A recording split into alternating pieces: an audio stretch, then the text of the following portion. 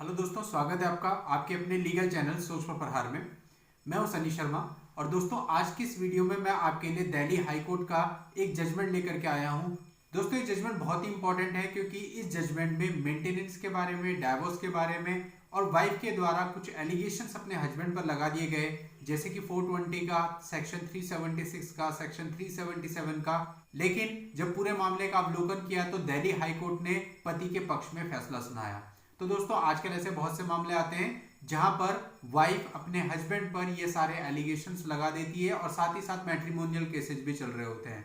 तो दोस्तों आज का ये जजमेंट बहुत से मामलों में आपकी हेल्प करेगा, बहुत सारे क्रिमिनल प्रोसीडिंग्स में और बहुत सारी मैट्रिमोनियल इश्यूज में भी आप इस जजमेंट को यूज कर सकते हैं। तो दोस्तों पूरे जजमेंट की पूरी जानकारी के लिए बने रहिएगा मेरे साथ इस वीडियो में स्टार्टिंग से एंड तक। और यदि आपने अभी तक हमारे चैनल को सब्सक्राइब नहीं किया है तो सब्सक्राइब करके नोटिफिकेशन बेल पर जरूर क्लिक कर लें, ताकि जब भी मैं ऐसा कोई जजमेंट, ऐसी कोई लेटेस्ट अपडेट लेके आऊं उसकी जानकारी आपको सबसे पहले मिले। तो चलिए दोस्तों समझते हैं इस जजमेंट को। दोस्तों इस केस में हस्बैंड और वाइफ दोनों के बीच में म्यूचुअल डाइवोर्स होना था। तो म्यूचुअल डाइवोर्स के लिए वो लोग सेटलमेंट की शर्तें तय करने लगे। क्योंकि डिफरेंसेस बहुत ज़्यादा थे, उनके व्यूज अलग अलग थे, इसलिए सेटलमेंट तैयार करने में उनको काफ़ी समय लग गया। फिर भी जब वो फाइनली एक सेटलमेंट पे पहुंचे तो उनके बीच में एक सेटलमेंट एग्रीमेंट हुआ और इस एग्रीमेंट पर यह मेंशन हुआ कि परमानेंट एलिमनी के रूप में जो हस्बैंड है वो वाइफ को 9 करोड़ रुपए देगा। पर म्यूचुअल डाइवोर्स के समय पे हस्बैंड ने 5 करोड़ रुपए का भुगतान किया, 2.5 करोड़ अपनी वाइफ के नाम से और 2.5 करोड़ अपनी बेटी के नाम से एज ए परमानेंट एलिमनी। और उस समय पे वाइफ ने उसको एक्सेप्ट करके कोर्ट में हामी भरी और उसके बाद उनकी जो है डाइवोर्स की डिग्री कोर्ट के द्वारा दे दी गई। लेकिन कुछ समय के बाद वाइफ ने अपने हस्बैंड पर एलिगेशन लगाया कि अकॉर्डिंग टू सेटलमेंट एग्रीमेंट उसको 9 करोड़ रुपीस देने थे, लेकिन उसने केवल 5 करोड़ ही दिए, 4 करोड़ अभी और बाकी हैं। तो इस तरह से उसने उसके साथ चीटिंग की है एग्रीमेंट को तोड़ करके और अपने हस्बैंड पर 420 आईपीसी की एक एफआईआर दर्ज करवा दी और ये कहा कि हस्बैंड ने उसके साथ चीटिंग करी है। और इसके साथ साथ उसने हस्बैंड पर एक एलिगेशन और लगाया कि जब वो अपने हस्बैंड से इस बाकी के पैसे को मांगने के लिए गई तो उसके हस्बैंड ने उसे प्यार से समझाया और उसको शादी का झांसा दिया, यानी कि पुनः विवाह का झांसा दिया कि वो उससे शादी कर लेगा और फिर से उससे फिजिकल रिलेशन बनाए। और इस आधार पर उसने हस्बैंड पर सेक्शन 376 यानी रेप का मुकदमा भी दर्ज करवा दिया।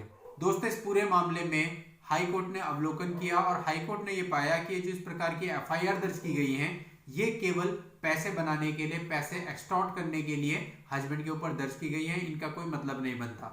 और इसके साथ साथ हाई कोर्ट ने और गहन जांच करी और सीडीआर निकलवाई और जिस डेट पर वाइफ ने एलिगेशन लगाया था कि हस्बैंड ने उसके साथ मैरिज का झांसा दे करके फिजिकल रिलेशन बनाए हैं, उस दिन की सीडीआर भी हाई कोर्ट के द्वारा तलब की गई। सीडीआर मतलब मोबाइल की लोकेशन। तो वहां से पता चला कि उस दिन दोनों के बीच में 17 मिनट और 5 सेकंड बातचीत हुई है। हाई कोर्ट ने कहा कि वाइफ ने अपने एलिगेशन में कहा है कि वो अमुक तारीख पर किसी होटल में थे जहां पर उसके साथ फिजिकल रिलेशन बनाए गए, लेकिन मोबाइल की सीडीआर ये कहती है कि दोनों के बीच सेम उसी समय पर उसी दिन 17 मिनट और 5 सेकंड की बातचीत हुई है। यदि वो साथ में थे तो फोन पर बातचीत होने का कोई सवाल ही नहीं उठता।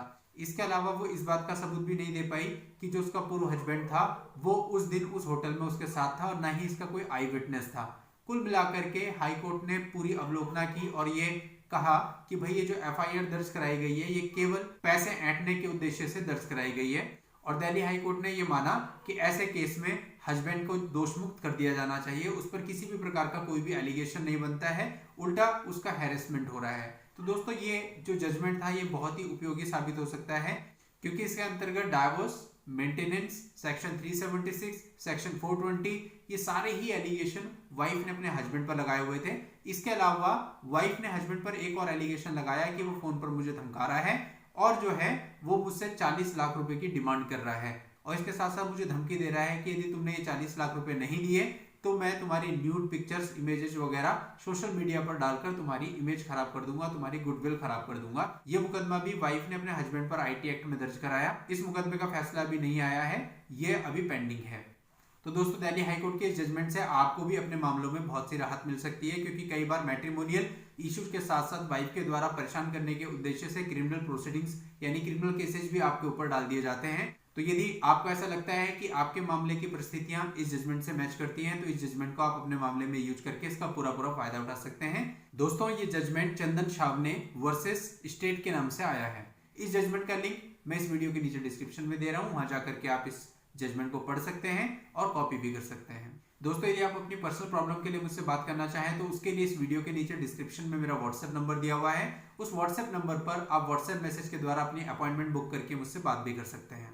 तो नेक्स्ट वीडियो में नई लीगल जानकारी के साथ मैं आपसे फिर मिलता हूं। तब तक के लिए goodbye and thank you for watching. Take care.